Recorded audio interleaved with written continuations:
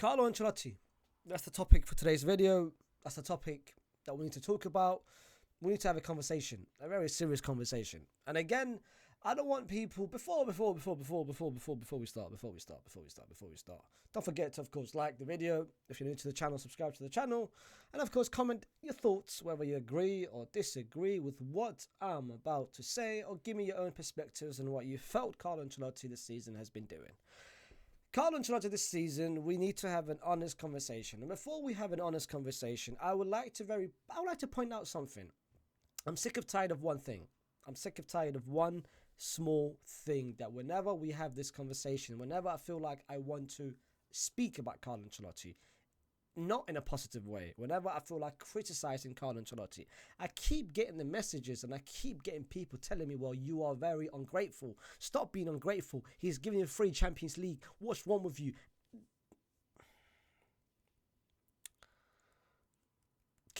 They keep going. What's the point then? Then what? I can't say anything bad? What? I can't say anything bad about him just because he's giving me free Champions Leagues? What kind of standards is that? Honestly, what kind of standards is that? Remove what he's done last season, and I've complimented him on what he's done last season, with all the pressure that he had last season, with all the scrutiny that he had last season, the fact that we had no striker and what he did, and we won the league and we won the Champions League. I'm very grateful for that. But that was last year. Now it's a new chapter. Whatever I'm going to say about him now, it's not going to change my overall opinion about him. He is one of the greatest managers of all time. Nothing's going to change. I'm not denying his greatness. I'm just talking about his performances in terms of management this season for Real Madrid. And he's not been good. It has not been good. And I'm talking specifically about yesterday. Because yesterday, when we drew against Atleti, it was his fault that we drew against Atleti. No one else's fault. It was his fault that we drew. We could have won that game. I'll be 1 point behind Barcelona. But we drew because of what he made. And the subs that he made, which made no sense. It made no sense. And we'll talk about it. Real Madrid made 3 subs yesterday. And they were Lucas Vazquez coming on. No sense. Lucas Vazquez coming on. There was no impact of him coming on. There shouldn't have been a reason for him to come on yesterday. If you wanted to replace him with Dani Carvajal, okay. If Dani Carvajal was injured, okay. If Dani Carvajal was fatigued, okay. You bringing that Vazquez on, whilst you have Dani Carvajal on the pitch, no. That's no reason behind it. If I asked you right now, why did you bring Dani Carvajal, why did you bring Lucas Vazquez, and you're not going to give me a reason. You're not going to give me a reason. Well, we just needed... What? What's the reason? What's the reason behind it? What is it that Vazquez could have done yesterday that the person that you took off couldn't have done? What? Secondly, bringing Endrick on with the last 3 minutes, okay, I hear it. But the person that you brought off should have never been taken off. Vinicius Jr. should have never been taken off yesterday. And last but not least, Fran Garcia. You brought him on in the 90th minute when you found out that there was about 8 minutes of stoppage time. Real Madrid, in the last 8 minutes, this is how we played. This is our setup. This is our defensive shape. There was nothing wrong with our defensive shape. You know what I hate sometimes? I hate sometimes where people go through the narrative and the myth. It is a myth. They think bringing more defenders on is going to improve the defensive structure of the team. No, it doesn't. You're just bringing more bodies into it. The structure isn't really going to change. In reality, you're actually impacting the structure. Because the structure has not changed. Now you've got players who now have to improvise where they have to be. The structure is actually going to change for the worse, not for the better. There was nothing wrong with Real Madrid's structure yesterday. Because Real Madrid's structure yesterday, I will tell you exactly how our structure was. I'll tell you exactly how our structure was yesterday. And this is why I still do not understand why he came. We'll talk about it. We'll talk about it right now. Daniel Carvajal. Yep. Thank you very much. Bring Militao. Bring Rudiger. Mendy, my goodness gracious, the performance that he did yesterday. I swear to God. May Allah bless him, fam. Because the performance that he did yesterday, my goodness, great. Swear to God, man. Modric. Tchouaméni. Jude. Rodrigo.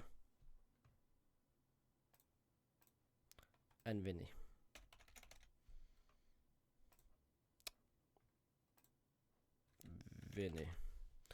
This was our structure.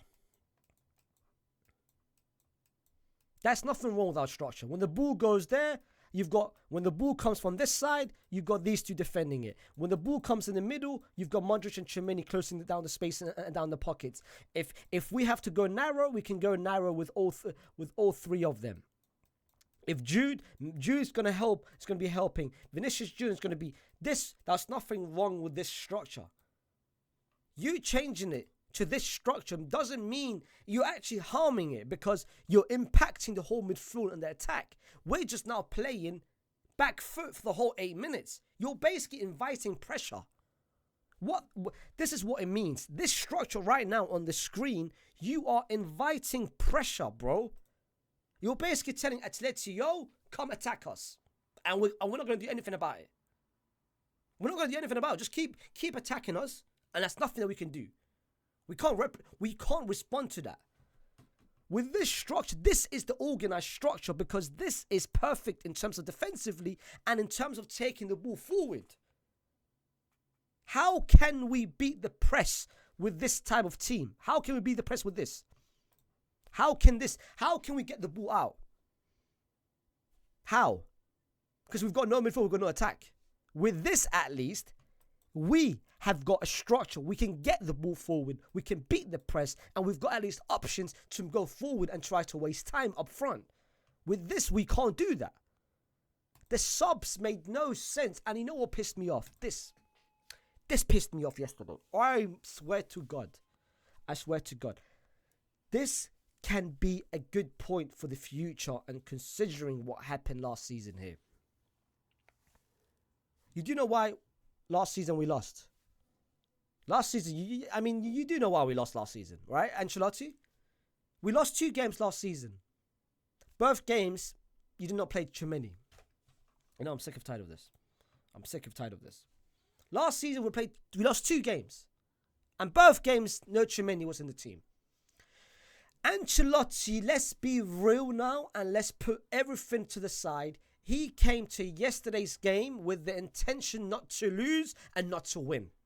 His intention was not to lose. His intention, I want to go to Wanda not with the purpose of winning. No. He never came to win. He came not to lose. He came and said to himself, I'm more than happy, more than satisfied, more than ecstatic if I just get a point. And he did it. He got his point. Atleti is the only team that can do this to this guy. If we played Barcelona, he would go to win. If we played City, he would go to win. If we played any other team, his intention is to win. Atleti is the only team which makes this guy think twice about anything. Twice about his management. Twice about his in-game. Twice about any subs. Twice about tactics, system, everything. Because Atleti is the only team that has beaten him so many times, more than once. And it dates all the way back to 2015. Atleti has never beaten Real Madrid 3 times in one season. And that took place in 2014, 2015. But they never only beat us 3. They beat us 4 times that season. Go back to 2014-15, and I actually made a video about it. That season, they beat us 4 times. That's never been done in Real Madrid history. The history between the derby of Atleti and Madrid Atleti has never beaten Real Madrid twice in one season, and that was the history over the past how many 100 years. The most wins they've beaten us in one season was two. That season alone, they beat us four, and that's why this guy came to this game with the mindset of, you know what, let's just take 1 point. I'm happy with 1 point, because the fact that this was our lineup in the last 8 minutes is suicide. It's criminal. It's absolute criminal, and this is an absolute justification of why it is. It's a good point. He's happy with the point. He's happy that this was our setup, but it shouldn't be the setup. And I can go throughout the whole season of how many subs that he's made that's made no sense. Last game against Alaves, bringing Vallejo on made no sense.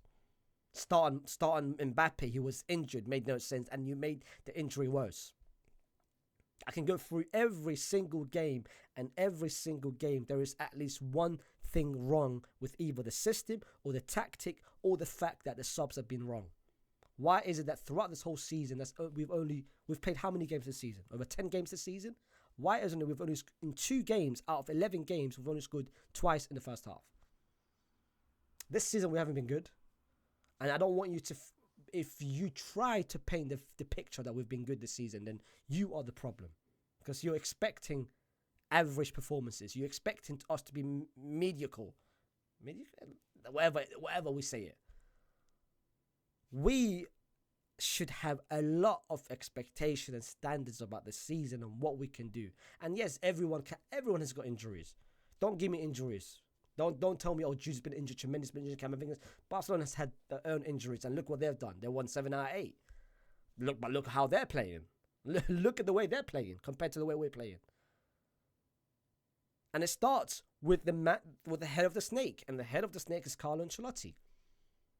But going back to yesterday's performance, it's your fault. And I'm not, like I said, I'm not here to rant. This is not a rant. If I'm not here to shout, that's not who I am. I'm not that type of person. I'm not going to shout for the sake of interaction and for the sake of for you to clickbait this. I'm not that type of person. I'm not. This is not the channel for this. I'm just going to give you the way I think, in a very calm, whether it's calm, whether it's a bit me disappointed, or whether me being angry about it. But it's never going to go to the extent of me cussing them out, me calling them names. It's never going to go to that extent. This is a very, very, like I said, I give criticism when I feel like I need to, and I give praise when I feel like I need to. I give my unbiased perspective about any other teams, Barcelona, when I think I need to.